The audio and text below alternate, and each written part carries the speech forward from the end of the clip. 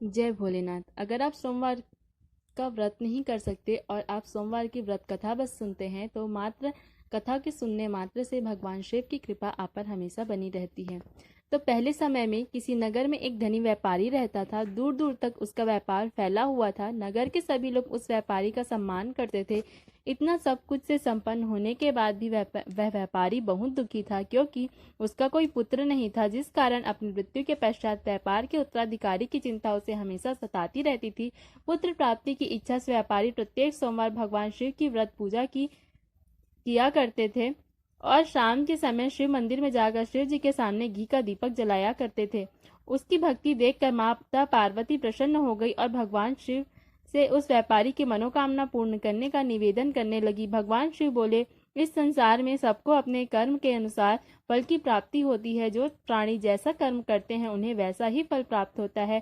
शिव जी द्वारा समझाने के बावजूद माँ पार्वती नहीं मानी और उस व्यापारी की मनोकामना पूर्ति हेतु वे शिव जी से बार बार अनुरोध करती रहीं। अंततः माता के आग्रह को देखकर भगवान भोलेनाथ को उस व्यापारी की पुत्र प्राप्ति का वरदान देना पड़ा। वरदान के पश्चात भोलेनाथ माता पार्वती से बोले, आपके आग्रह पर मैंने पुत्र प्राप्ति का वरदान तो दे दिया, परंतु इसका यह पुत्र 16 वर्ष से अधिक समय तक जीवित नहीं रहेगा। उसी रात भगवान शिव उस व्यापारी के स्वप्न में आए और उसे पुत्र प्राप्ति का वरदान दिया और उसके पुत्र के 16 वर्ष तक जीवित रहने की भी बात बताई। भगवान के वरदान से व्यापारी को खुशी तो हुई, लेकिन पुत्र की अल्पायु की चिंता ने उस खुशी को नष्ट कर दिया। व्यापारी पहले तो की तरह सोमवार के दिन भगवान शिव का विधिवत व्रत करता रहा। कुछ महीनों के बाद उसके घर अति सुंदर बालक ने जन्म लिया। घर में खुशियां भर गई। बहुत धूमधाम से पुत्र जन्म का समारोह मनाया गया, परंतु व्यापारी को पुत्र जन्म की अधिक खुशी नहीं हुई, क्योंकि उसे पुत्र की अल्पायु के रहस्य का पता था। जब पुत्र 12 वर्ष का हुआ तो व्यापारी ने उसे उसके मामा के साथ पढ़ने के लिए वाराणसी भेज दिया। लड़का अपने मामा के साथ शिक्षा प्राप्ति हेतु चल दिया। रास्ते में जहाँ भी मामा भांजा विश्राम हेतु रुकते, वहीं यज्ञ करते और ब्राह्मणों को भोजन कराते। लंबी यात्रा के बाद मामा और भांजा एक नगर में पहुंचे। उस दिन नगर के राजा की कन्या का विवाह था, जिस कारण पूरे नगर को सजाया गया था। निश्चित समय पर बारात आ गई, लेकिन वर का पिता अपने बेटे के एक आंख से काने होने के कारण बहुत चिंतित था। उसे भय था कि कहीं इस बात का पता चलने पर राजा विवाह से इनकार न कर दे, इससे उसकी बदनामी भी होगी। जब वर के पिता ने व्यापारी के पुत्र को देखा तो उसके मस्तिष्क में एक विचार आया। उसने सोचा, क्यों न इस लड़के को दूल्हा बनाकर राजकुमारी से विवाह करा दूं। विवाह के बाद इसको धन देकर विदा कर दूंगा और राजकुमारी को अपने नगर ले जाऊंगा। वर के पिता ने लड़के के मामा से इस संबंध में बात की। मामा ने धन मिलने के लालच में वर के पिता की बात स्वीकार कर ली। लड़के को दूल्हे का वस्त्र पहनाकर राजकुमारी से विवाह करा दिया गया। राजा ने बहुत सारा धन देकर राजकुमारी को विदा किया। शादी के बाद लड़का जब राजकुमारी के साथ लौट रहा था तो वह सच नहीं छिपा सका और उसने राजकुमारी की ओढ़नी पर लिख दिया, राजकुमारी, तुम्हारा विवाह मेरे साथ हुआ था। मैं तो वाराणसी पढ़ने के लिए जा रहा हूँ और अब तुम्हें जिस नवयुवक की पत्नी बनना पड़ेगा वह कान्हा है।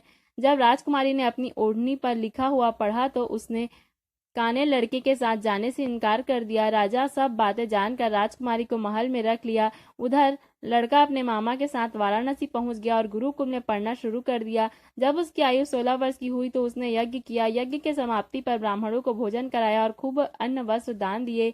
रात को वह अपने शयन कक्ष में सो गया। शिव के वरदान के अनुसार सेनावस्था में ही उसके प्राण पखेरु उड़ गए। सूर्योदय पर मामा मृत भांजे को देखकर रोने पीटने लगा। आसपास के लोग भी एकत्र होकर दुख प्रकट करने लगे। लड़के के मामा के रोने विलाप करने के स्वर समीप से गुजरते हुए भगवान शिव और माता पार्वती भी सुने।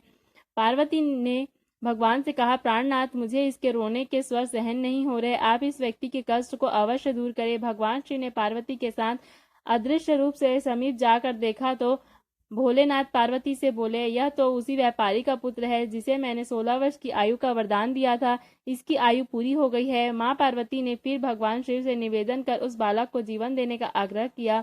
माता पार्वती के आग्रह पर भगवान शिव ने उस लड़के को जीवित होने का वरदान दिया और कुछ ही पल में वह जीवित उठ बैठा। शिक्षा समाप्त करके लड़का मामा के साथ अपने नगर की ओर चल दिया। दोनों चलते हुए उसी नगर में पहुंचे जहां उसका विवाह हुआ था। उस नगर में भी यज्ञ का आयोजन किया। समीप से गुजरते हुए नगर के राजा ने यज्ञ का आयोजन देखा और उसने तुरंत ही लड़के और उसके मामा को पहचान लिया। यज्ञ के समाप्त होने पर राजा मामा और लड़के को महल में ले गए और कुछ दिन पहले महल में रख कर बहुत सा धन वस्त्र आदि देकर राजकुमारी के साथ विदा कर दिया। इधर भूखे प्यासे रहकर व्यापारी और उसकी पत्नी बेटे की प्रतीक्षा कर रहे थे। उन्होंने प्रतिज्ञा कर रखी थी कि यदि उन्हें अपने बेटे की मृत्यु का समाचार मिला तो दोनों अपने प्राण त्याग देंगे। परंतु जैसे ही उसने बेटे के जीवित वापस लौटने का समाचार सुना तो वह बहुत प्रसन्न हुआ। वह अपने पत्नी और मित्रों के साथ नगर के द्वार पर पहुंचा। अपने बेटे के विवाह का समाचार सुनकर पुत्र वधू राजकुमारी को देखकर उसकी खुशी का ठिकाना न रहा।